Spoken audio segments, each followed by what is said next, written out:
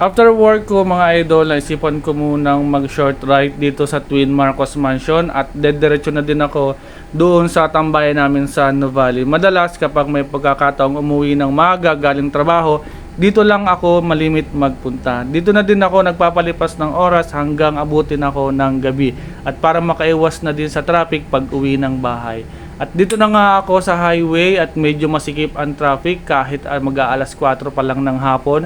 So nagsisimula nang magsikip ang mga kalsada at hindi naman rin maiwasan na magipagsiksikan sa daan. Pero doble ingat at baka makasabit, makapagbayad pa ng wala sa oras. Mga idol, kung kayo ay galing ng Kalamba, pwede kayong dumaan dito sa Parian Checkpoint. Diretso kayo ng Mayapa at dadaan kayo ng I-Mall dito sa Canlubang.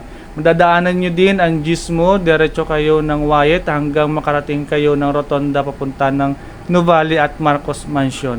Pagdating ko dito sa Rotonda, nakita ko isa namin ka-group kaya nagsama na lang kami papunta ng Marcos Mansion. Sabi ko nga, sunod na lang siya at dito na nga kami mga idol, papunta na kami sa Marcos Mansion. Ito na nga ang umpisan ng pataas papunta ng Marcos Mansion, medyo makunat ng konti pero kaya naman. Ilang beses na rin naman kami pumunta dito kaya medyo kaya-kaya naman na. Pero syempre, hihingal pa rin naman. Medyo maiksing ahunin lang to mga idol at medyo matarik din naman. So dito na nga kami sa Marcos Mansion.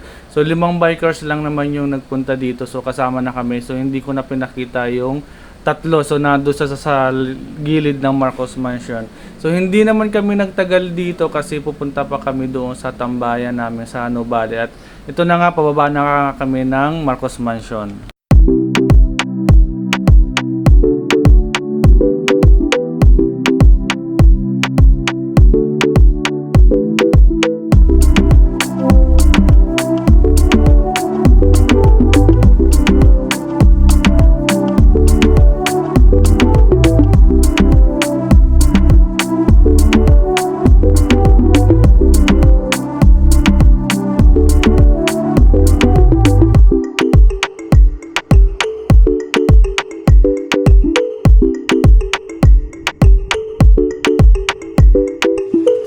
Dito na kami sa tambayan.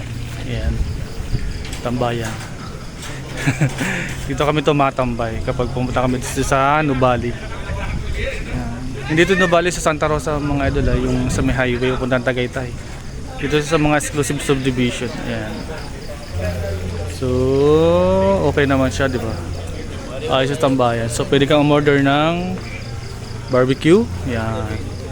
So, may mga convenience store din dyan. Meron din doon parang Beerhouse ba yan? Basta yun may inuman.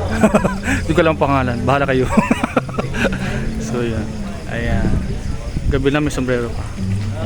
So yun lang mga idol, maya maya na ulit. Konti pa yung tao kasi medyo maaga pa din, mga 6 o'clock pa lang, meron madilim na 6:30, basta yun. So yan, so pwede dito order ng barbecue. Yan, so may mga pwedeng mag-inom-inom doon. Yan. So meron din convenience store. Yan. So ayan, may nag-iinuman dito. So bahala na silang malasing dyan. So yun. So magandang mag-relax dito mga idol. So yan. Diba? So kung gusto nyong magtambay dito, dito na lang kayo.